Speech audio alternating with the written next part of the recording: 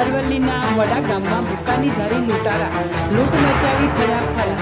લૂંટની ઘટના સીસીટીવીમાં કેદ. અરવલ્લીમાં બુકાની ધારી શખ્સો બન્યા બેફામ.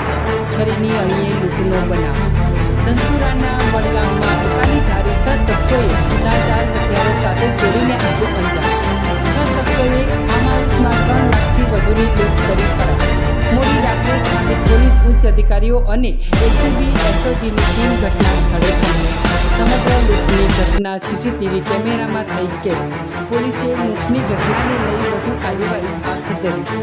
રિપોર્ટ અલ્પેશ ભાટિયા, અરવલ્લી.